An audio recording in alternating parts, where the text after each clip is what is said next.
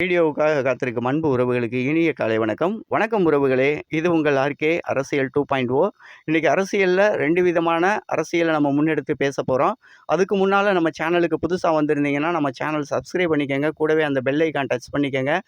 அத விட ரொம்ப முக்கியம், நம்ம சேனல்ல வீடியோல பார்த்த விடயங்களுக்கு உங்கள் கருத்துக்கள கமெண்ட் பாக்ஸ்ல மறக்காம கமெண்ட் பண்ணிருங்க. கீழ ஒரு ஹைப்ன்னு ஒரு பட்டன் இருக்கும். அதையும் குடுத்துருங்க. வாங்க வீடியோக்குள்ள போகலாம். முக்தார் அவர்கள் பெண்களை தவறாவும், இழிவாவும் பேசினதுக்காக திருச்சி சிவா மேலயும், முக்தார் மேலயும் குண்டாஸ் போட்டிருப்பாங்க. அதுக்கு பார்த்தீங்கன்னா, அந்த பத்திரிக்கையாளர்கள் அப்படிங்கிற போர்வையில, அவங்க மேல போட்ட குண்டாஸ் தவறுங்க. அது எப்படி நீங்க அவங்க மேல குண்டாஸ் போடலாம்? அப்படின்னு சொல்லி ஒரு கேள்வியில எழுப்பியிருக்காங்க. அதுபோக பள்ளிக்கரணையில மிக பிரம்மாண்டமாக அமையவிருந்த 1500 வீடுகளுக்கான அங்கீகாரம் அப்படிங்கிறத தமிழக முதலமைச்சர் நமது மாண்புமிகு அ திரு ஜோசப் விஜய் அவர்கள் ரத்து பண்ணியிருக்காங்க. அ இது மாதிரி ஒண்ணு நடக்குமா? அப்படின்னு தான் இவ்வளோ நாள் நெனச்சிருப்போம். சதுப்பு நிலம் அப்படிங்கிறது பார்த்தீங்கன்னா, எப்பவுமே ஈரப்பதமான ஒரு நிலப்பரப்ப கொண்டது. அந்த இடத்துல ஒரு நல்ல பெரிய பில்டிங் கட்டுறோம் அப்படின்னா, அதோட நம்பகத்தன்மை எப்படி இருக்கும்? அங்க வாழப்போற அத்தனை 1000 குடும்பங்கள், 1500 வீடுகள் அப்படிங்கும்போது, குறைஞ்சபட்சம் ஒரு வீட்டுக்கு 4 பேருனாலும் கூட என்ன ஆச்சுன்னு பாருங்க. அவ்வளோ பேரோட உயிருக்கான பாதுகாப்பு என்ன? ஏன்னா, ஏற்கனவே சென்னையில 2 கட்டடங்கள் சரியான இடத்துல அப்ரூவ்டு வழங்காம, அந்த 2 கட்டடங்கள்ல ஒன்று இடிந்து விழுந்து, இன்னொன்ன வெடி வச்சு உடைச்சாங்க. இதெல்லாம் நம்ம கடந்த ஒரு 8, 7, 8, 9 வருடங்களுக்குள்ள பார்த்தது தான். நினைவுகளே இன்னும் கண்ணை விட்டு அகறல.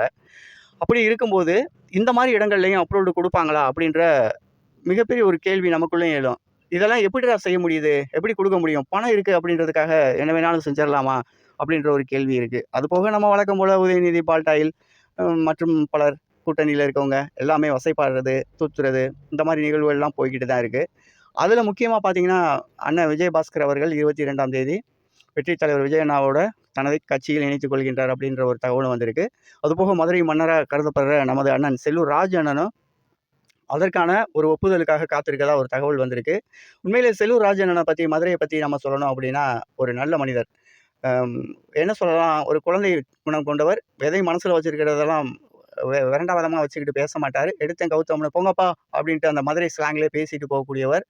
யார் போனாலும் அவரது வீட்டு கதவை தட்டலாம். எப்ப வேணாலும் உதவி என்று போய் நிக்கலாம். அப்பேற்பட்ட ஒருத்தரே இன்னைக்கு மதுரையில தோற்கடிக்கப்பட்டிருக்கார். அப்படிங்கிறதும் இன்னைக்கு வரலாற்றுல தமிழக வரலாற்றிலே வந்து நம்ம தமிழக வெற்றிக் கழகத்தின் பொன்னேடுகளில் பொறித்து வைக்கப்பட்டது. இங்கிட்டு பார்த்தீங்க அப்படின்னாக்கா, நம்ம முஸ்தபா ஜெயிச்ச பிடிஆர் பழனிவேல் தியாகராஜன். அவரு மிகப்பெரிய அளவுல தன்னை ஒழுக்கவாதியாகவும், உத்தமனாகவும் காட்டிக் கொண்டவர். அவரோட ஆட்சியின் கீழ் 5 வருஷத்துல பார்த்தீங்கன்னா, மாநகராட்சியில 2 பில்லுகள் வரிக்கு போடப்பட்டதா ஒரு வழக்கு பதியப்பட்டு, சாதாரணமா ஒரு ரூ. 200,00,00,000 லாஸ் பண்ணியிருக்காங்க. டூப்ளிகேட் பில் போட்டு எடுத்திருக்காங்க அப்படின்னு ஒரு குற்ற வழக்கு போய் கடைசியில அவருக்கு இத்தனை 1000 கோடி ரூபாய்க்கான கணக்கு சொல்ல வேண்டியிருக்கு அப்படின்னு நம்ம சிடிஆர் நிர்மல்குமார் அவர்கள் கடந்த 2 நாளைக்கு முன்னால ஒரு பேட்டியில சொல்லியிருப்பாரு. என்னடா நம்ம உத்தமர்களா நினைச்சவங்க பூரா என்ன இவ்வளோ பெரிய அயோக்கியர்களா? இதெல்லாம் நம்மளால நினைச்சு கூட பார்க்க முடியல. ஜீரணிக்க முடியாத ஒரு செயலா இருக்கே. இவங்க நல்லவங்கன்னு நம்புனோமே. எப்போ போனாலும் ஒரு பைசா காசு குடுத்து ஓட்டு வாங்க மாட்டாது. அவர்கிட்ட நேர்மை தானே இருக்கும். அப்படிலாம் நம்பிக்கிட்டு இருந்தவங்க தலையில எல்லாம் இடி விழுந்த மாரி தான் இருந்துச்சு. யாருமே நல்லவங்க இல்லப்பா பணத்துக்காக.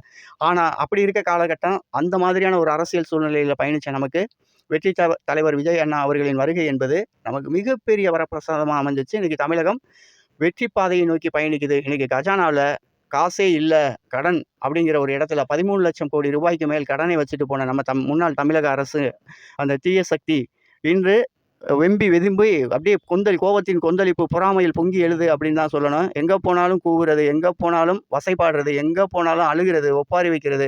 இந்த மாரி செயல்கள தான் நம்ம பார்த்துக்கிட்டே வரோம். அடுத்தடுத்த வீடியோலயும் இத தான் நம்ம தொட்டு பேசிட்டு இருக்கோம். அந்த ஒப்பாரின்ற வார்த்தை இல்லாத ஒரு வீடியோவே இல்லாம போச்சு என்னதுல அப்படின்னு நினைக்கும்போது மனசுக்கே ரொம்ப வேதனையா இருக்கு. ஆக்கப்பூர்வமான அரசியல கொண்டுட்டு போணும், எடுத்துட்டு போணும். இப்ப என்னப்பா உங்க திட்டத்த எப்படி செயல்படுத்த போறீங்க? இவ்வளவுக்கு பணம் எங்க இருக்கு? நீங்க எப்படி செய்ய முடியும்? அப்படின்னு கேட்டா நீங்க இதெல்லாம் செய்ய முடியாதுப்பா. நாங்க என்ன லஞ்சம் வாங்கி வச்சிருப்போம். அந்த காசு, இந்த காசு ஏதாவது ஒண்ணு எடுத்து போட்டு அந்த மக்களுக்கு குடுப்போம். கடன வாங்குவோம். நேரா நாங்க இருந்திருந்தோம்னா 16,00,000 கோடி ரூபாய் கடன வாங்கியிருப்போம். டப்பு டப்புன்னு இந்த திட்டத்த பூரா செயல்படுத்தியிருப்போம். ஏன்னா தமிழ்நாட்டில் இந்திய அரசின் வரம்புக்குள் தான் நமது கடனும் இருக்கு அப்படின்றதையும் சொல்லியிருக்காங்க.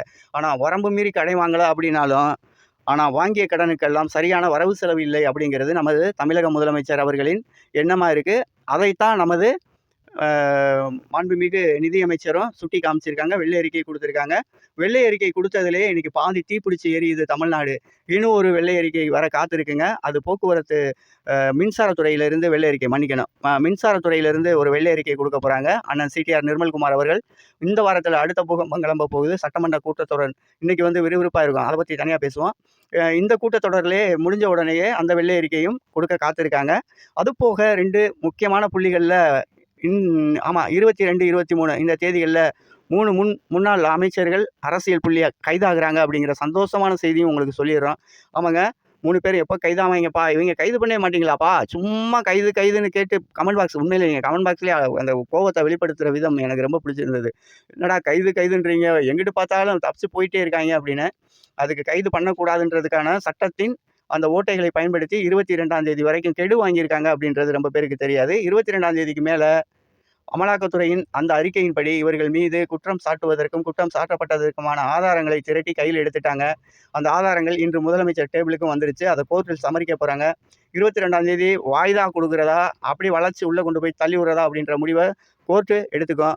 ஆனா, அத விட முக்கியமான விஷயம் நம்ம பேசணும் அப்படின்னா, முக்தார், திருச்சி சிவா, மீச, அண்டா செந்தில், இன்னும் இப்ப அந்த லிஸ்ட்ல வந்து வசந்தன், ஜேம்ஸ் வசந்தன் இவங்கலாம் சேர்ந்திருக்காங்க. ஜேம்ஸ் வசந்தன்லாம் வந்து ஒரு அநாகரிக பேச்சாளர். அழகான தமிழுக்கு சொந்தக்கான தமிழ் மொழியில் விளையாடக்கூடிய வார்த்தை விளையாட்டு அப்படிங்கிறது தமிழ் வசந்தன். ஜேம்ஸ் வசந்தன்ட்ட சிறப்பா இருக்கும். அழகாக தமிழ் பேசக்கூடியவர். அவர் வாயில இப்படி கூகமெல்லாம் வருதா? கூகத்தனமா பேசுறாரே கூதர அப்படின்னு தான் நினைக்க தோணுது. அவர் கேட்டிருக்காரு, "நீங்க எப்படிப்பா முக்தார் மேலலாம் குண்டாஸ் போடுவீங்க?" அப்படின்னா, "உங்க அப்பா மேலயா போடுவாய்ங்க? நீ வேணா பொம்பளை ஆளுகள பத்தி, பொம்பளை பிள்ளைகள பத்தி ஒரு வார்த்தை பேசி பாரு. குண்டாஸ் விழுகுதா இல்லையான்னு பாரு. இது என்ன திருட்டு திமுக ஆட்சின்னு நினைச்சியா? என்ன வேணா பேசிட்டு போலாம். எப்படி வேணாலும் பேசலாம். உங்க மேல வழக்கு வராது" அப்படின்னு. எல்லா யூடியூபரும் இருக்காங்க. பத்திரிக்கையாளர்கள் இருக்காங்க. அவங்கவங்க எண்ணத்த எடுத்துட்டு போணும். ஒரு அரசியல் எடுத்துட்டு போணும். அரசியல் தலைவர்கள விமர்சனிக்கணும். அவங்க பண்ற தவறுகள சுட்டிக்காட்டணும். இந்த இடத்துல தவறு நடக்குது. இந்த மாரி நடந்துச்சுனாக்க, இது நம்ம நாட்டுக்கும், மக்களுக்கும் நல்லதுக்கு இல்ல. இந்த திட்டத்த செயல்படுத்தணும். இவ்வளோ பெரிய வாக்குறுதி குடுத்து பண்ணாம இருக்கீங்க அப்படின்னு சொல்லி எடுத்துட்டு போணும். மக்களுக்கு நல்ல கருத்துக்கள சொல்லணும். இவன் பூரா உட்காந்துக்கிட்டு, இவ அவனோட போனா. அவனோட போனா. அவன் இல்லையா? அவன் தான்யா அவன் கூட போனான். அவன் கூட போயிட்டான்யா. ஐய்யய்யோ! காசுக்காக, பணத்துக்காக அவன் கூட போனீயே அப்படின்னு சொல்லியா பாடிக்கிட்டு இருக்கிறது? ஒரு குழந்தைக்கு அப்பாவாக அடையாளம் காட்டப்பட்ட ஒரு பெண்ணின் வாழ்க்கையில் விளையாடிய இவர்களுக்கு குண்டாஸ் இல்ல. என்ன தண்டனை வேணாலும் குடுக்கலாம். இவங்க பத்திரிக்கையாளர் சொல்றதுக்கு அருகதை இல்லாதவங்க. இவங்க பத்திரிக்கையாளர் பேரை கெடுக்க வந்தவங்க. இவங்க கண்டனம் தான் தெரிவிச்சிருக்கணும். இந்த மாதிரி ஒரு பெண் மீது அவதூறாக பேசுறீங்களேப்பா! இதுக்கு எப்படிப்பா எல்லாரும் தலைய குனிஞ்சு வெட்கப்பட்டு தலை குனிஞ்சு நிக்கிற இடத்துல இருக்கு. ஒரு பெண்களை போற்றக்கூடிய மாநிலமா இருக்கிறோம். பெண்களுக்கு முக்கியத்துவம் குடுக்குற மாநிலமா இருக்கு. பெண்களை மையமாக வைத்து அரசியல் பண்ணிக்கிட்டு இருக்க நம்ம தலைவர், முன்னாள் தலைவர், மாண்டு போன தலைவர் ஐயா ஸ்டாலின் இத பத்தி கேட்டிருக்கணும். இல்ல அவரு ஒரு வழக்க போட்டிருக்கணும். அவருதான் என்ன தப்பு வேணாலும் பண்ணு. நான் இருக்கேன் பார்த்துக்கிறேன்னு சொல்லி மமதையில ஆடுனவர்ல. அந்த மமதைக்கெல்லாம் தான் இன்னைக்கு ஆப்பு விழுந்திருக்குது. அவர்கள் மீது போட்ட குண்டாஸ் என்பது சரி. அவர்களுக்கு சப்பக்கட்டு கட்டிக்கிட்டு வர்ற பத்திரிக்கையாளர்கள் அப்படின்ற போர்வையில நீங்க பத்திரிக்கையாளர்கள்னு வந்தீங்கன்னா, பொதுமக்கள் கையில சிக்கி சின்னாபின்னம் ஆயிருவீங்க. அவங்க உங்கள ரோட்ல நிக்க வச்சு நெறைய கேள்வி கேட்பாங்க. நெறையா கேள்வி கேட்போம். நீங்க அரசியல்வாதிகிட்ட கேட்கிற கேள்விகள விட 1000 மடங்கு இருக்கும். ஓடி ஒளிய வேண்டியிருக்கும். கேமராவ தூக்கிட்டு வந்து இவங்க பேட்டி குடுங்கன்னு நிக்கும்போது, உங்ககிட்ட கேட்கப்படக்கூடிய கேள்வி அதா தான் இருக்கும். எங்கள மாரி ஆளுகள் கையில, கண்ணுல சிக்கிறாதீங்க. நெறைய கேள்வி இருக்கு. துரோகிகளா? நீங்கலாம் பத்திரிக்கையாளர்ன்ற பேர்ல எதுக்கு பேர கெடுத்து நல்ல பத்திரிக்கையாளர்களின் பேரை கெடுக்கக்கூடிய இந்த நயவஞ்சகர்களுக்கு சரியான சவுக்கடி குடுத்ததா நான் பார்க்குறேன். கோர்ட்டு சரியான தண்டனை குடுத்திருக்கு. இதுல எப்படிப்பா எங்கள் முதலமைச்சர் சொல்லித்தான் செஞ்சுட்டாங்க அப்படின்னு. அப்படியாப்பா? முதலமைச்சர் சொன்னா எல்லாரும் செஞ்சுருவாங்களாப்பா? அ? அப்படி ஒரு அரசு நடக்கலையேப்பா! இது உண்மையிலேயே மக்களுக்கான அரசு, மக்கள் தலைவர் மக்களோடு மக்களா பயணிக்கக்கூடிய வெற்றி தலைவர் விஜய் அண்ணாவின் அரசு. இது பெண்களுக்கான அரசு. அப்படி இருக்கும்போது, இவைங்களே வப்பாய்ங்களாம், இவைங்களே எடுப்பாய்ங்களாம், இவைங்களே நீலி கண்ணீர் வடிப்பாய்ங்களாம், இவைங்களே கேள்வி கேட்பாய்ங்களாம். இதெல்லாம் நம்பணும் நாங்க. அதெல்லாம் நம்பிட்டு இருந்த ஒரு காலத்துல, இனி அந்த நம்பிக்கைக்கு வேலை இல்லை. நம்புறதுக்கும் நாங்க தயாரா இல்ல. அடுத்தடுத்த வீடியோல நிச்சயமா நான் வரேன். கண்டிப்பா நம்ம வீடியோ பிடிச்சிருந்துச்சு அப்படின்னா, கமெண்ட் பாக்ஸ்ல உங்களோட கருத்துக்கள சொல்லுங்க. நம்ம வீடியோ பிடிச்சிருந்துச்சு அப்படின்னாக்க 4 பேருக்கு ஷேர் பண்ணுங்க. தயவு செஞ்சு லைக் பண்ணிக்கங்க. ஹைப் பட்டன் குடுங்க. இந்த வீடியோல எதுவும் குறை இருக்கு. இதோட ஸ்டைல் மாத்திட்டு போணும் அப்படின்னு நினைச்சீங்கன்னா, அதையும் வீடியோ கமெண்ட் பாக்ஸ்ல சொல்லுங்க. நாங்க திருத்திக்கிறோம். தொடர்ந்து பயணிப்போம் வெற்றி தலைவர் விஜய் அண்ணாவோடு. இன்றைய பொழுது இனிதானது போல் நாளைய பொழுதும் நலமாகட்டும் நமது வெற்றி தலைவருக்கு. என்று அனல் பறக்கும் விவாதங்கள் என்னதான் நடக்குதுன்னு பார்ப்போம். நானும் உங்கள மாரி ஆவலோட காத்துக்கிட்டு இருக்கேன். இன்னைக்கு 2 பெரிய அ அறிவிப்புகள் முதலமைச்சர் எடுத்துட்டு வர்றாங்க. ஒண்ணு முல்லை பெரியாறு, இன்னொன்னு மேகதாட்டு. இது 2மே வந்து தனி தீர்மானமா நிறைவேற்ற போறாங்க. இதுக்கு எதிர்க்கட்சிகள்லாம் எந்த அளவுக்கு சப்போர்ட் பண்ண போறாங்க? அ வே அதாவது ஒண்ணு சொல்லுவாங்கல்ல, "ஏய் அ கருப்பாடு வெளியில வந்துருச்சுயா" அப்படின்னு சொல்லிட்டு, எங்க அப்பன் குருதுக்குள்ள இல்லைன்னு சொல்லிட்டு, இன்னைக்கு எத்தன பேர் வெளியில ஓடுறான், அந்த தீர்மானத்த எதிர்க்கிறோம்னு சொல்றாய்ங்க அப்படின்றதெல்லாம் தெரிஞ்சு போயிரும். இவைங்க மக்களுக்கான தலைவர்களா இருந்திருந்தா தான் மக்கள் ஓட்டு போட்டு தேர்ந்தெடுத்திருப்பாங்கல்ல. இவங்க மக்களுக்கான தலைவரும் இல்ல, இவன் மக்களுக்கு தேவையான ஆளும் கிடையாது, இந்த நாட்டுக்கு தேவையானவங்களும் கிடையாது. சொந்த உழைப்புல சாப்பிட தெரியாதவன், சொந்தமா ரூ. 1 சம்பாரிக்க தெரியாதவன் எங்கள ஆண்டுருக்கீங்க. உங்க பையனுக்கு என்ன தகுதி இருக்குன்னு துணை முதலமைச்சர் குடுத்து எங்கள ஆள வச்சீங்க. இவ்வளோ பெரிய கேள்விகளுக்கெல்லாம் முன்னாள் முதலமைச்சர் ஐயா ஸ்டாலின் நீங்க பதில் சொல்லி தான் ஆகணும். நீங்க சம்பாரிச்சு, எடுத்துட்டு போயி, ஒளிச்சு, சேர்த்து வச்சிருக்க பணத்துக்கு கணக்கு சொல்லித்தான் ஆகணும். தமிழக வெற்றிக் கழகம் என்பது தீயவர்களின் தவறான வழியில் சம்பாதிக்கப்பட்ட பணங்கள் அனைத்தும் பறிமுதல் செய்து, அரசு கஜானாவில் சேர்க்கணும். 13,00,000 கோடிக்கான கணக்கு கேட்கணும். கணக்கு என்னன்றத சொல்லணும். இவங்க நாட்ட விட்டு தப்பிச்சு ஓடுறதுக்கு பிளான் பண்றதா ஒரு செய்தி வருது. இவங்க ஒரு நாள் ஓடி போயிருவாங்க. ஏன்னா, பூரா கொண்டு போய் வெளிநாட்டுல பதுக்கிட்டாய்ங்க. தமிழ்நாடு இனி நமக்கு தேவையில்ல. இந்த ஆளு இருக்கிற வரைக்கும், அதான் நம்ம வெற்றி தலைவர் விஜய் இந்த ஆளு, அந்த ஆளுன்னு தான் பேசுறாய்ங்க. இந்த மரியாதை கெட்டவங்களுக்கு முன்னால நமது வெற்றி தலைவர் விஜய் அண்ணா, இவங்களுக்கு வெளிநாடு போகக்கூடாதுன்ற அந்த பாஸ்போர்ட் தடை சட்டத்த முன்னெடுத்து இவங்களுக்கான வழியெல்லாம் அடைச்சு வைக்கணும் அப்படின்னு அன்போட கேட்டுக்கிறேன்.